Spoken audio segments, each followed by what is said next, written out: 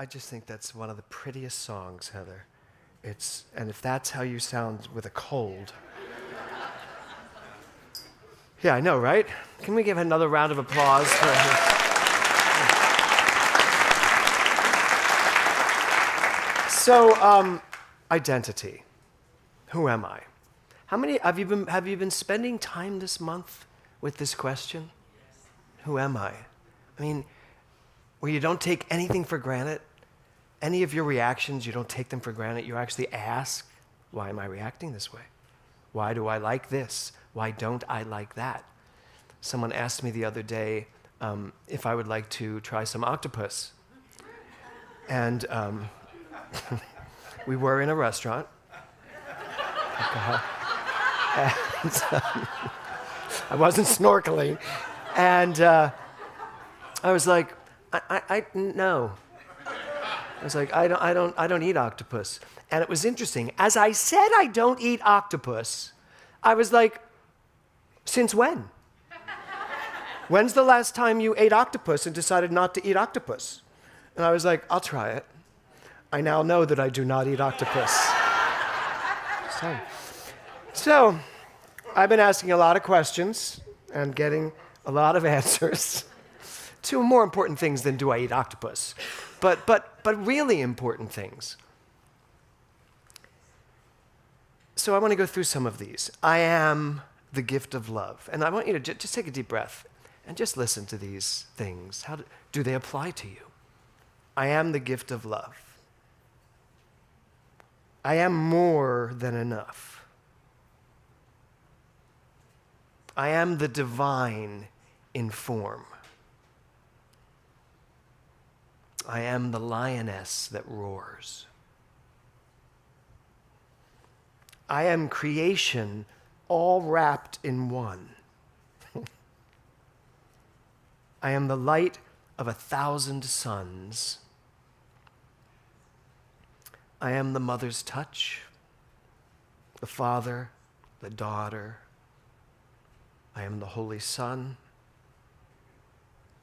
I am a breath in the family of one. So now let me ask you this. If you look back at your week, what have you put after I am this week? Just think for a second. If you can remember hearing yourself saying, I'm a student, I am a doctor, I am married. What have you put after I am? I am afraid, I am tired, I am old, I'm too young. What have you put after that? The title of my talk today is What Comes After I Am? What comes after I am? Barbara gave us a slide today of a labyrinth. What's interesting about a labyrinth is that you step into the labyrinth with a question. Very often my question is, show me what I need to know. And then we walk, the labyrinth represents the universal walk of life. And we just keep taking constant turns and, as Reverend Rita would say, pivoting wherever we're going. And then we land in the center. But for me, the most important part of the labyrinth is not the center. I get to the center, I feel great. It's coming back out of the center and taking it with me and then determining to live from that I am. So the question, what comes after I am? Could it be as simple, our lives be as simple? I love that you said that, Heather. Our year's theme, in case we forget, is simplify. Could it be as simple as whatever we put after I am, we get to live? Could it be that simple? Because if it is that simple, I think we'll spend a little more time deciding what we're going to put after I am. But frankly, it is that simple. Ernest Holmes says this, mind is the great mover. We should know that back of the word which we speak is the power of the universe surging to express itself. That means when you say I am, you are giving a directive to the universal energy of life to bring it into experience. I am successful, calls everything into play to give you that experience of success. Because frankly, it's only an experience of success. You already are success. So it's the experience that matters. How many of you bought a lottery ticket? I have never bought a lottery ticket in my life, but I told Kevin to. I did. We were in a store last night after his big opening, and there was this lottery. I said, isn't it up to $1 billion? He was like, yes. I said, you should buy some. He said, well, why don't you just buy it? I said, because I won't win. I won't win. And as much as I work with my mind, I'm going to win. I just don't believe I'm going to win. But Kevin does. And I own half of that. So there you go. He, by the way, bought 10 tickets. So I am never going to win the lottery. That tells the universe, don't even bother, right? I'm saying don't even bother. You know, people say you should buy a ticket. I'm like, no, I will not win. I get that. And I know some of you are sitting there saying, wow, what a horrible religious scientist. He should know that I have other things to work on than winning the lottery to really convince myself of the truth. That's what this life is about. That's coming out of the labyrinth into the world. So what are you putting after I am? I have a little story for you this week. So I heard myself say something that really I believed, but I also knew I couldn't believe. I wasn't able to believe it anymore. So we have this deck on our back in our backyard, and it's a beautiful big deck, and it's gorgeous. And there's really no entrance to get under it, unless you happen to be a very interesting little dog who can take huge rocks, push them out of the way, and climb under the deck. Now, that's my female dog who weighs 45 pounds. My male dog who weighs 100 pounds is just a little stupid. And I don't mean that in a bad way, because he's lovely and loving. But he followed her under this deck that's not as tall as he is, and I didn't notice. I was off doing something. So I'm ready to go to bed. Now it's 11 o'clock at night, and it's dark, and I'm ready to go to bed, and I'm like, let's go. And Mia, I see her pop out from under the deck, and I was like, how'd you get under there? I see it, and I was like, ugh. I cover it back up, and I go get ready for bed, and I'm ready to put them in their kennels. He's nowhere to be found. And I look in his kennel, I look everywhere, I'm under beds, I'm like, where did you go? And I step outside, and I'm like, no. You could not fit under there. That's impossible. And all of a sudden, I hear this little whimpering. Now it's a big deck, so it would go from here all the way to the end of it, which is where my house would be. This is the deck. So, he's not right under it. He is all the way back. I can't even find him. First, I have to go find a flashlight. Big one, obviously. And so I go and I'm shining it, and I can't see anything. First of all, it's 11 o'clock at night. It's dark. I have not mastered our new lighting system. I don't know how to turn the lights on out there. They'd already gone off. And I've got this flashlight, and I'm looking through, and I finally see these little eyes really far away. And I'm like, come on. No. And I stood up, and I went, I'm claustrophobic. I am claustrophobic. And I was like, no one cares that you're claustrophobic, James, because Kevin's not here. Unless you want to call the fire department and have them come and either tear your deck apart or have some very handsome fireman crawl under your deck to get your dog. And so I opted for no. And so I go into the house, and I'm cursing like I never curse. And I put on ugly sweats and socks over them, because there's rats under there. And I'm going to run into something that's going to freak me out. And then I thought, a rat's going to come by, I will have a heart attack, die under the deck. And they won't find me or the dog for weeks. This is what goes through my mind. But it started with, I am claustrophobic. And I was like, you know what? You may be claustrophobic. And I think I wrote it down here. Did I write it down? No. Well, you may be claustrophobic, but there's something in you that's more than your claustrophobia. And frankly, you have no choice. So, I climbed under this deck, which, by the way, is like, if I'm laying down, it's like right above my back, and there are beams, and you're having to go under them, and he's not moving at all. I think he's sitting there going, this is fun. Look at that fool coming towards me. So, and I've got a hoodie on, tied to like here. I've got these goggles on, because I'm thinking, if a rat does come by, at least it can't get me. And I'm going through, and I'm seeing lots of little things that I have no idea what it is. I'm sure they're bones from something that died. And I finally get to him, and he's still not moving. He won't come, and I reach out to pull him, and he pulls further back. Now I've got to back all the way out and get a bone because he's very food-oriented.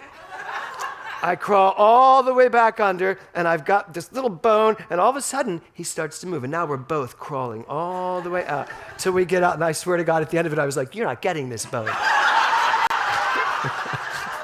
And I gave him the bone.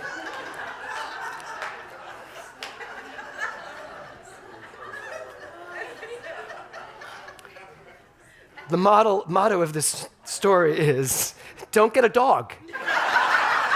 Get a cat. They can go under and back. No. So I am claustrophobic. Clearly, I don't think I am as claustrophobic as I think anymore, because I did it. And I realized when I came out, once I got showered, got all that stuff off me, I was sitting in my bedroom, and I was just sitting there, and we have this gorgeous oak tree. I'm just sitting there going, so what was in my mind? What made me equal to this? Why was I equal to having to crawl in a crawl space at 11 o'clock at night? What was it? And I got it. I was like, we walk around thinking things about ourselves that aren't true. And we decide they're true. And so they're true until something makes us show us something else. So I'm not really claustrophobic. I don't like tight spaces. I don't. But am I claustrophobic? Can I not go into a tight space? No. Do I choose not to go into tight spaces? Probably. So what do you have going on that you've decided about yourself that may not be true? It probably isn't true. And first of all, anything you've decided about yourself in terms of identity, you've just manufactured in this world of experience. Because, as Eric so beautifully said, you are perfect. I have some quotes that I want to read for you. Eleanor Roosevelt said, I am who I am today because of choices I made yesterday. Eleanor Roosevelt. So what choices have you made that tell you who you are that perhaps you don't want to be? That's a good line. What choices have you made that tell you who you are that perhaps you don't want to be? I can think of a few. I mean, who do you get to be? You don't have to be all of this, which is what you were saying. You get to be who you decide you're going to be. And even those choices you made yesterday. If I didn't like being a minister, I'd stop being a minister. If the day comes when I don't like doing this, I won't do it. I can't imagine that happening. I couldn't imagine the day would come when I didn't like acting.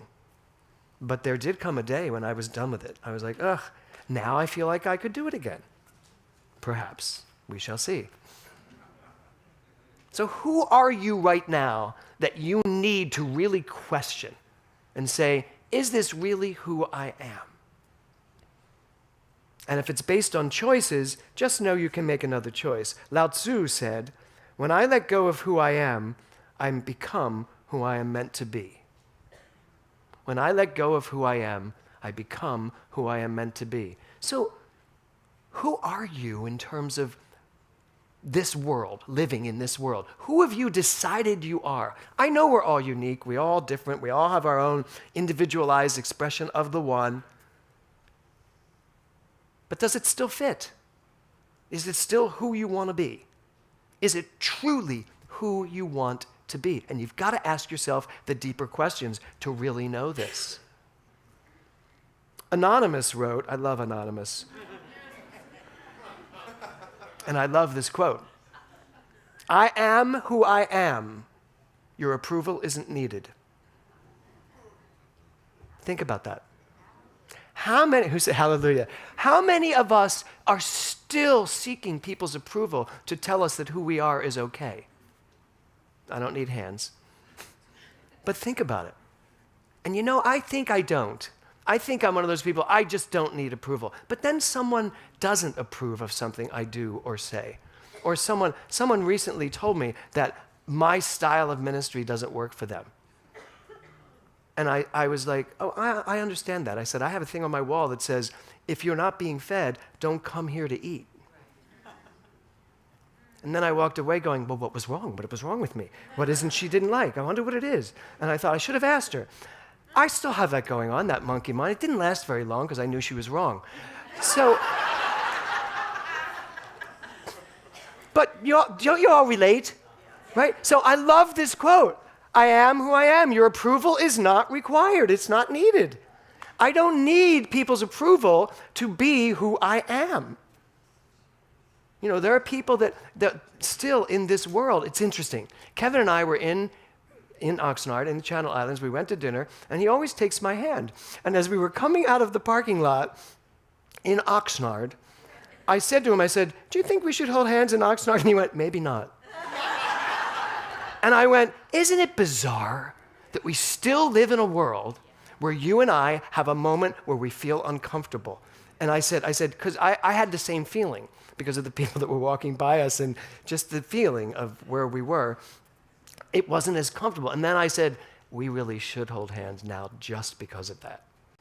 And that's not, usually that's him saying that, not me. And he went, okay. And so we did. And had the most uncomfortable walk down Main Street in Oxnard. Not because of anybody else, by the way. Nobody seemed to notice it at all. And when we got to the restaurant, there was a little bit of a line, and there were these two lesbians in front of us all over each other. And I was like, lesbians seem to take it more seriously. We just held hands. They were like, whoa! And of course, you know, I'm not going there. So Walt Whitman said, do I contradict myself? Very well then, I contradict myself. I am large, I contain multitudes. If I had $1 for every person that told me that I contradicted myself, I would be even richer than I am. How many of you contradict yourself? Hands. You should be contradicting yourself. If you still believe what you believed a month ago, you haven't thought enough. Truly, there is so much more to know. I get into this argument all the time about the science of mind. If we are still studying the 1927 version of the science of mind, we are missing the boat. And he said it. He said, if you're still studying this in 50 years, then my work was not done. It makes sense. Someone came into me this week into my office. I'm trying to remember who it was, but I gave them my seminar lecture. Oh, it was a minister who was applying for a job at another center. And she said, she just wanted some mentorship, some talking to about, how do we do it? I said, here's how you do it. I handed her the seminar lectures. I said, this was written in 1960, right before he died. Put the 27 book down and write a talk based on this. And then you will be at the other end of Ernest Holmes' life, showing that congregation you're willing to take them into the future, not just go into the past. I said, and I know you know that 1927 book brilliantly. You don't know the seminar lectures, which is basically where he went in and said, when I said between God and me are one, and when I said I am one with God, yeah, not so much. I mean, he doesn't talk like that, I do. But he said, it's not I am one with God, I am one of God. And ultimately he said, I am God. All that God is flows through all that I am, and then I get to individualize it and choose how I want to live it. That's a big difference from 1927 when it was still God and man. So we needed to go from there in 1961 into the future. That's who we get to be. So do I contradict myself? Yeah. How many of you have read the 1927 book? He contradicts himself throughout that book. And I think that's a good thing. because it probably took him a while to write that very big book. Eckhart Tolle said, "What a liberation to realize that the voice in my head is not who I am." Isn't that I love this quote. What a liberation to realize that the voice in my head is not who I am. And then he says, who am I then? The one who sees that. Makes me cry. I think about myself laying on my stomach in the middle of that journey. And I think to myself, I am not all the chatter in my head. I am not. I am not the person waiting for the rat to run past me. I'm not that person who's really feels closed in. Something else was moving me. That's who I am. I'm not all the monkey mind, as Heather talked about. I'm not all of that. Where does that come from? Where does all that monkey mind come from? Where do all your doubts come from? Where do all your worries come from? Where does your sadness come from? It comes from the way you react to the world based on what you believe about it. And the only thing that's important is to believe this. Remember who you are. When you come from that, just from there, I am God. I am the presence of the universe flowing through me. When you come from there, your thoughts are going to be different. Your beliefs are going to be different. You are going to say, I am in a very different way, and maybe it'll be enough to just say, I am, and then move on with whatever it is you're there to do. So, who are you? Bless you. Who are you? When someone meets you at a party and they ask you, who are you? Laurie Savage, what do you say? You say God at a party? Who are you? God. What's in the bar? Oh, you only go to parties with other gods. Could you imagine? Who are you? I'm God. Where's the bar? Because clearly you've been there. So Hans, what do you say? Who are you?